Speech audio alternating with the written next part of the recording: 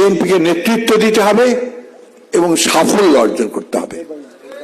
আজকে interim government, please, আজকে interim government তা আমাদের সমগ্র বাংলাদেশে বিশেষ করে ছাত্র জনতার সমর্থিত তাদের দ্বারা এই সরকার গঠিত হয়েছে।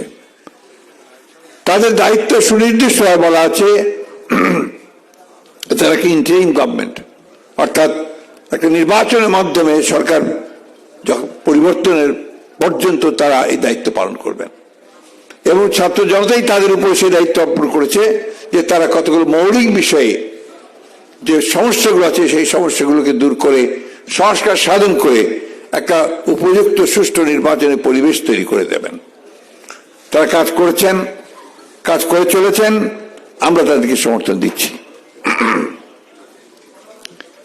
কিন্তু একই সঙ্গে এই কথা খুব স্পষ্ট করে আমরা বলতে চাই যে বাংলাদেশের মানুষের মূল যে আকাঙ্ক্ষা, সেই আকাঙ্ক্ষা হচ্ছে একটা গণতান্ত্রিক রাষ্ট্রের, একটা গণতান্ত্রিক সমাজের।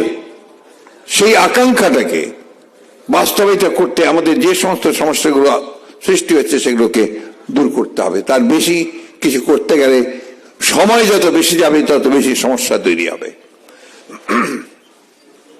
আমি কথাটি স্পষ্ট করে বলতে চাই, নির্বাচন কেন্দ্রিক যে সমস্ত সংস্কারগুলো আছে সেই সংস্কারগুলো দ্রুত সম্পন্ন করতে হবে এবং আশা করব যে আমাদের নির্বাচন ব্যবস্থা, আমাদের প্রশাসন, নির্বাচন কেন্দ্রিক প্রশাসন, আইন শৃঙ্খলার ব্যবস্থা, বিচার ব্যবস্থা, এগুলো সংস্কারগুলো করেই আমাদেরকে অতি দ্রুত আমাদের নির্বাচনে যাওয়াটাই হবে এই দেশের মানুষের জন্য সবচেয়ে কল্যাণের।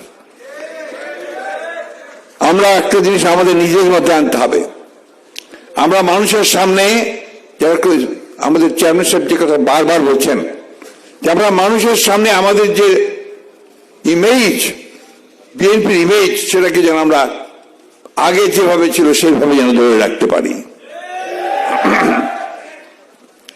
এটা আমাদেরকে রাখতে হবে, মানুষের সঙ্গে থাকতে হবে, তাদের সুখে দুঃখে পাশে থাকতে হবে, আর সমস্ত অন্যায়কে প্রতিরোধ করতে হবে এবং অন্যায়ের বিরুদ্ধে দাঁড়াতে হবে। প্রিয় সহকর্মীবৃন্দ, আমি আর সময় নেব না, শুধু এইটুকু বলতে চাই যে আজকে আমাদের চেয়ারম্যান, ভারপ্রাপ্ত চেয়ারম্যান তারেক রহমান নেতৃত্বে আমরা এতদিন লড়াই করেছি, সংগ্রাম করেছি, আরো লড়াই করছি গণতন্ত্রকে পুনঃস্থাপনের জন্য।